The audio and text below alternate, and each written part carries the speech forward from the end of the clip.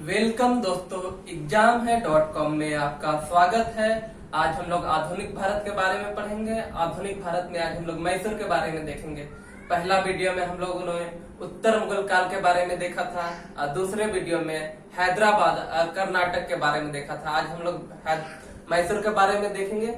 होता क्या है, 1565 ईस्वी 1565 ईस्वी में क्या होता है, दक्षिण भारत में एक महान साम्राज्य होता है जिसको विजयनगर साम्राज्य के नाम से हम लोग जानते हैं। ये समाप्त हो जाता है। तालीकोट का युद्ध होता है 1565 ईस्वी में। कौन सा युद्ध हो रहा है? तालीकोट का युद्ध होता है 1565 ईस्वी में। इस युद्ध के बाद क्या होता है, विजयनगर साम्राज्य समाप्त हो जाता है। विजयनगर साम्राज्य के समाप्त होने के बाद 36 छोटे छोटे नए राज्यों का उदय होता है दक्षिण भारत में। उसमें से एक राज्य होता है मैसूर। एक राज्य है मैसूर। ये हमारा दक्षिण भारत है। दक्षिण भारत है, यहाँ पे मैसूर राज्य का उदय होता है। मैसूर राज्य का 18वीं सदी में कौन शासक होता है? 18वीं सदी में यहाँ पर वाडीवार वंश का शासन रहता है। मैसूर में किसका 18वीं सदी में शासन रहा है?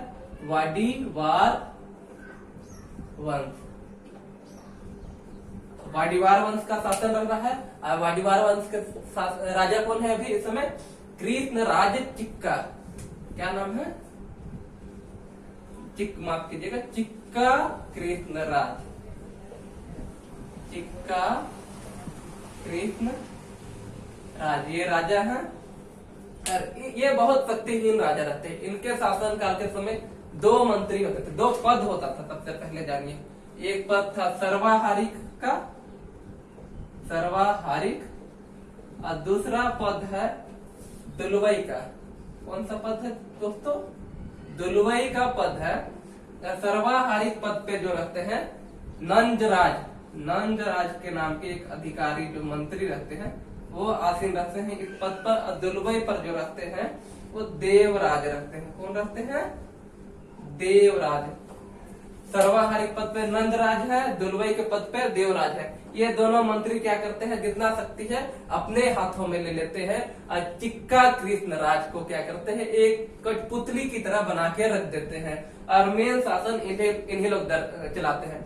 1721 ईस्वी में क्या होता है, हैदर अली का जन्म होता है मैसूर में। हैदर अली का जन्म हो रहा है।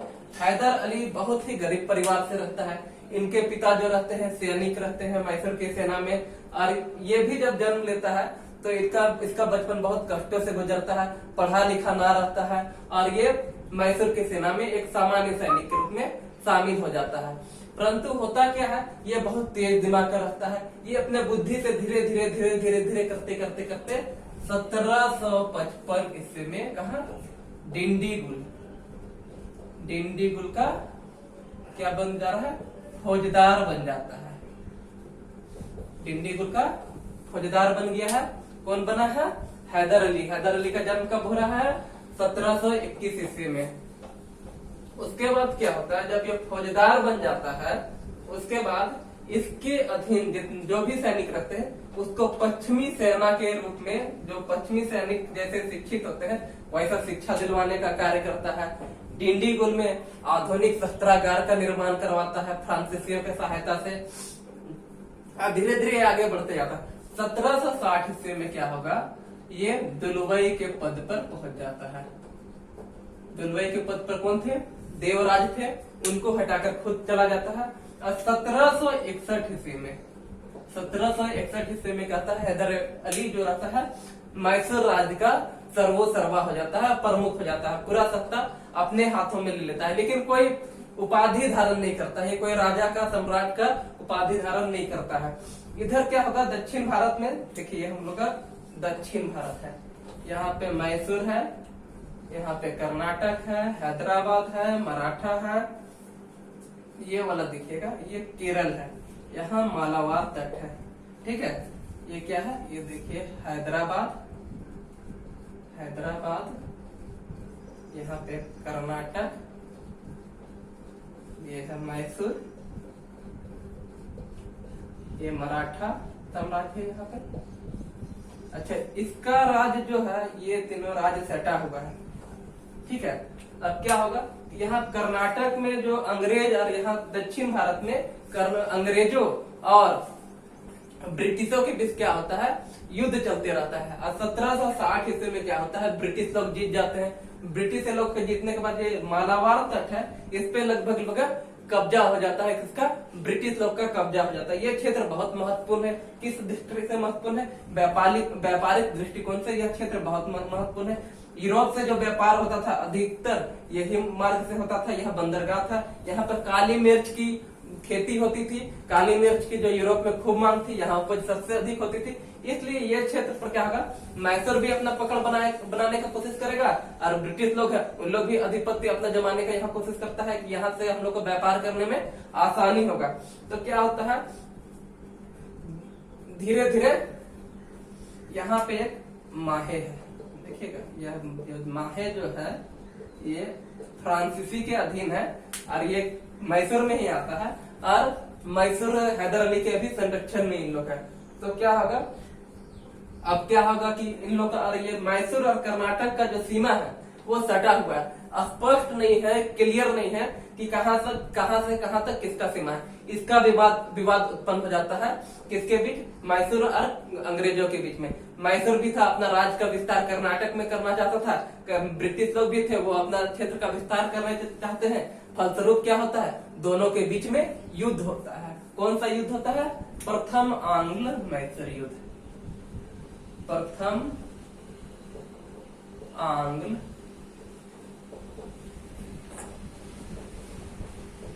मैसूर युद्ध। प्रथम आंग्ल मैसूर युद्ध हो रहा है।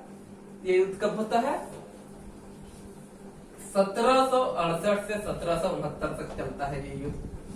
इस युद्ध में देखिएगा कब हो रहा है युद्ध, 1700, इसका पीरियड है 1768 से 1769 ईस्वी तक। होता क्या है, इस युद्ध का कारण क्या रहता है, सीमा संबंधी विवाद है। क्या विवाद है, जो दोनों का सीमा है कर्नाटक का और मैसूर का वो स्पष्ट नहीं है। इसी को लेकर दोनों में विवाद हो जाता है और लड़ाई होता है। लड़ाई होता है तो क्या कीजिएगा, आप देखिएगा मैसूर, हैदराबाद, कर्नाटक, मराठा। ये हैदराबाद है, हैदराबाद, ये है कर्नाटक है,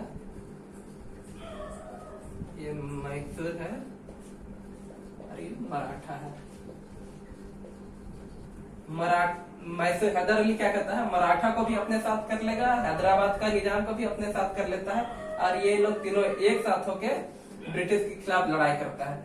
ब्रिटिश के खिलाफ लड़ाई करता है तो इतने ब्रिटिशों का बहुत बुरा हाल होता है। और उसके बाद क्या होता है, मद्रास की संधि होती है। पूछा जाता है दोस्तों कि मद्रास की संधि कब हुई थी, तो इसका जवाब देना है प्रथम आंग्ल मैसूर युद्ध में मद्रास की संधि होती है। उसके बाद ये युद्ध समाप्त होता है। उसके बाद फिर क्या होता है, द्वितीय आंग्ल मैसूर युद्ध होगा।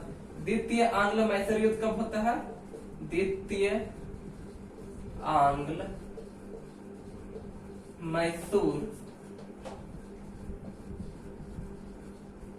युद्ध, इसका पीरियड है द्वितीय आंग्ल मैसूर युद्ध 1780 से 1784। होता है क्या है कि जो हम लोग दक्षिण भारत देख रहे हैं, यहाँ मैसूर है। मैसूर में एक जगह यहाँ है माहे। माहे पे फ्रांसीसी लोग रहते हैं और किसके संरक्षण में रहते हैं, हैदर अली के संरक्षण में रहते हैं। मैसूर के अंदर में आता है।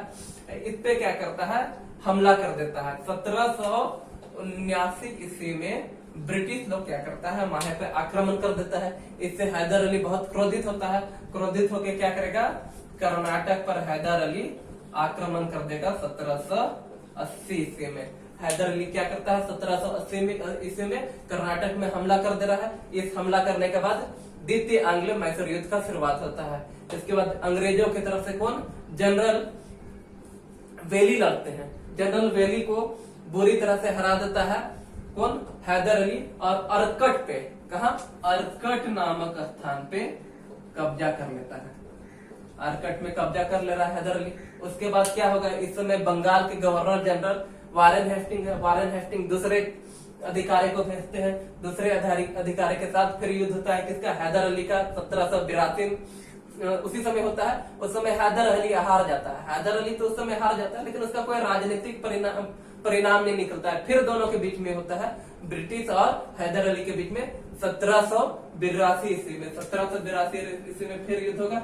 इस युद्ध में होता क्या है कि हैदर अली घायल हो जाता है। हैदर अली घायल होने के बाद कुछ समय के बाद इसकी 7 दिसंबर 1782 ईस्वी में क्या हो रहा है,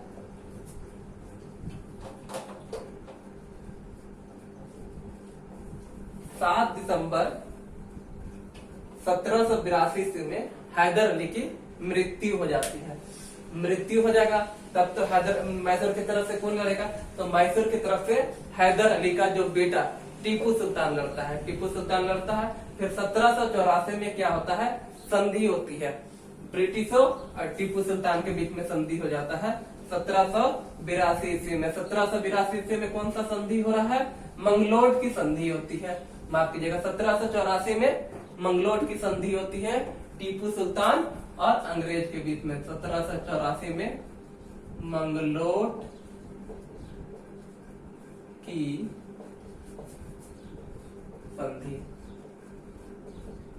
ये मंगलोट की संधि किसके किसके बीच हो रही है, टीपू सुल्तान है और ब्रिटिश के बीच में। इस संधि में क्या रहता है कि एक दूसरे द्वारा जीते गए क्षेत्र एक दूसरे को वापस कर देना था। मतलब मैसूर ने ब्रिटिश का जो एरिया जीता है ब्रिटिश को वापस कर देंगे, और ब्रिटिश लोग जो मैसूर का एरिया जीते हैं वो मैसूर को टीपू को वापस कर देंगे। इसी के साथ ये युद्ध रुक जाता है, समाप्त नहीं कर सकते हैं। ये बस युद्ध विराम था, अस्थायी रूप से युद्ध समाप्त नहीं होता है। अब यहाँ एक बहुत चर्चित नाम आया है, टीपू सुल्तान। बहुत ही फेमस नेम है भारतीय इतिहास में, इसके बारे में हम लोग पढ़ेंगे। टीपू सुल्तान हैदर अली का पुत्र था। ये पढ़ा लिखा था और ये अपने पिता की तरह प्रशासनिक दूरदर्शिता वाला रहता है। राजनीति में भी ये बहुत अच्छा रहता है। ये बहुत तेज दिमाग का रहता है और अपने राज्य में बहुत सारे प्रयोग करता है। नया मापतोल इकाई लाता है। अपने 1787 ईस्वी में क्या करता है, 1787 ईस्वी में यह अपने नाम के सिक्के चलवाता है। सिक्के में हिंदू देवी देवताओं के चित्र अंकित रहते हैं। ये कृषि के प्रति बहुत उदार रहता है। कृषकों को प्रोत्साहित करता है कि वो ज्यादा खेती करे, ज्यादा फसल उपजाए। जरूरत पड़े पर उन्हें ऋण देता था, उपहार भी देता था। इस तरह से कह सकते हैं कि इसके राज्य में किसान लोग बहुत खुश थे। जमींदार को ये बीच में से हटा दिया था और खुद रैयत से डायरेक्ट संपर्क करता था। जो राजा होता था, टीपू होता था, वो रैयत से जमीन का जो मालिक है उससे डायरेक्ट कांटेक्ट करता था और उसके जरिए वो टैक्स लेता था। जमींदार को बीच से हटा दिया था, जिससे क्या होता है, भ्रष्टाचार जो था वो कम हो जाता है। श्रीरंगपट्टनम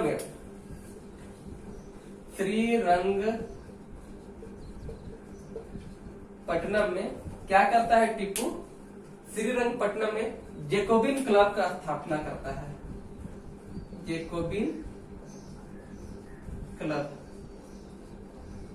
क्लब का स्थापना करता है। ये फ्रांसीसी क्रांति से बहुत प्रोत्साहित रहता है। इसके प्रोत्साहन में आके ये जैकोबिन क्लब का स्थापना करता है श्रीरंगपट्टनम में और उसका सदस्य बन जाता है। श्रीरंगपट्टनम में ही एक स्वतंत्रता वृक्ष लगवाता है, जो फ्रांसीसियों और मैसूर का दोस्ती के प्रतीक के रूप में श्रीरंगपट्टनम में क्या करता है, ये स्वतंत्रता वृक्ष लगवाता है। ये जो था हिंदुओं के प्रति बहुत उदार था, सहिष्णुता था, धर्मनिरपेक्ष वाला राजा था। हिंदुओं के प्रति वो ऐसा व्यवहार नहीं करता था कि उनके राज्य में हिंदू क्या कहे बहुत मुश्किल की स्थिति में है, ऐसा कुछ नहीं था। जब मराठा लोग मैसूर में आक्रमण करते हैं तो श्रृंगेरी का मंदिर रहता है, वो जो मठ रहता है टूट जाता है। तो जो उसके लिए टीपू उसमें दान देता है कि उस मंदिर को बनवाया जाए, उस मठ को बनाया जाए। जो टीपू का जो महल रहता है उससे मात्र 100 गज की दूरी पे ही मंदिर रहता है। इससे कहा जा सकता है कि वह टीपू जो था हिंदुओं के प्रति बहुत सहिष्णु था, बहुत उदार था।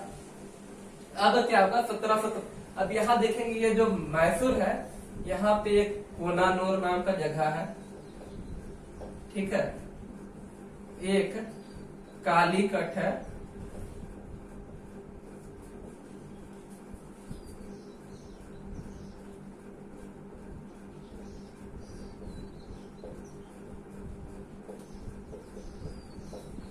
देखिएगा आप लोग, ये माहे है, माहे के नीचे कोनानूर है, कालीकट है, कोची है, त्रावणकोर है। तो क्या होता है, हैदर अली जो रहता है वो कोनानूर, कालीकट और कोची को जीत लेता है, ये त्रावणकोर बाकी रहता है।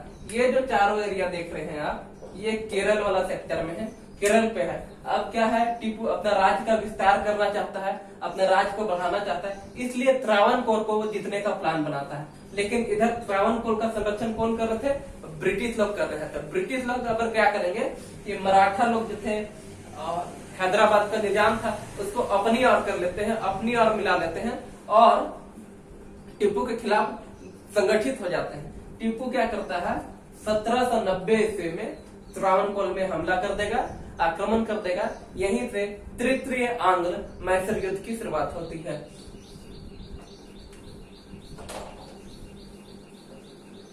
पहला हम लोगों ने देखा प्रथम आंग्ल मैसूर युद्ध, फिर देखा द्वितीय आंग्ल मैसूर युद्ध, अब हम लोग तृतीय आंग्ल मैसूर युद्ध देखेंगे, तीसरा आंग्ल मैसूर युद्ध। तृतीय आंग्ल मैसूर युद्ध, इसका काल अवधि क्या था,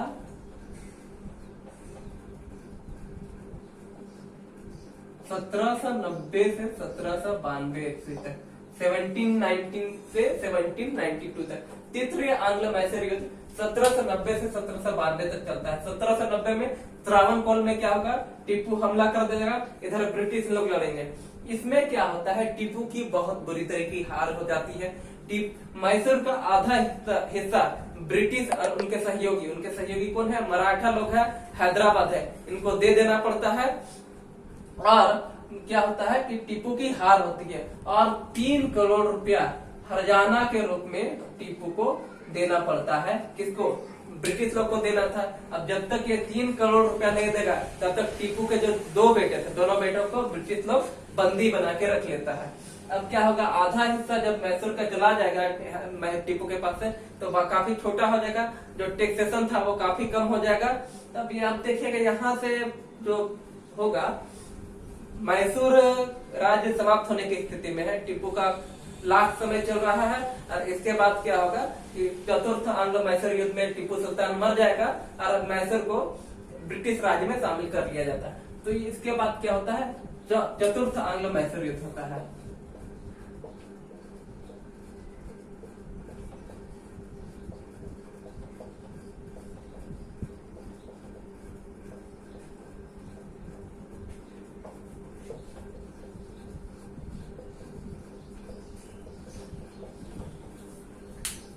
चतुर्थ आंग्ल मैसूर युद्ध, इसका पीरियड क्या है, 1790 से 1792 ईस्वी में। क्या होता है, जब तृतीय आंग्ल मैसूर युद्ध के बाद मैसूर की स्थिति खराब हो जाती है, तो टीपू क्या करता है, यह विदेशों से मदद लेने की कोशिश करता है और फ्रांस के राजा नेपोलियन को पत्र लिखता है। एक बात और है, टीपू अपने काल में ये विदेशी व्यापार के लिए बहुत ये था, विदेशों में इन्होंने अरब हो गया, कुस्तुनतुनिया हो गया, काबुल हो गया, कुस्तुनतुनिया, काबुल, यहाँ पे टीपू क्या करता है, अपना दूत भेजता है, किस लिए, व्यापार को बढ़ाने के लिए, अपना राज्य का विदेशी व्यापार के ये पक्ष में था। को लगता था कि विदेशी व्यापार से हम भला हो सकता है, राज्य तरक्की कर सकता है। यहाँ पे इन्होंने अपने दूत भेजे, अन्य देशों में दूत भेजे। इन्होंने ब्रिटिश नौसेना को हराने के लिए नौसेना बोर्ड की स्थापना भी करती है, पोत भी निर्माण करने का कोशिश करता है और जिसमें फ्रांसीसियों से मदद भी लेता है। अच्छा, चतुर्थ आंग्ल मैसूर युद्ध में क्या हो रहा है कि ये नेपोलियन को खत लिखता है। इससे क्या होता है, ब्रिटिश लोग बहुत आघात महसूस करते हैं, उनको लगता है कि अब ये विदेशों से मदद कर रहा है। फलस्वरूप क्या होता है, ब्रिटिश लोग मैसूर में आक्रमण कर देंगे, आक्रमण कर देते हैं। इसके बाद इस युद्ध में क्या होता है, 1799 ईस्वी में टीपू सुल्तान की मृत्यु हो जाती है और इसके बाद मैसूर साम्राज्य को ब्रिटिश साम्राज्य में मिला लिया जाता है। अगर आपको ये वीडियो अच्छा लगा तो लाइक अवश्य करें, कमेंट करें और हमारे चैनल को सब्सक्राइब करें। Thank you.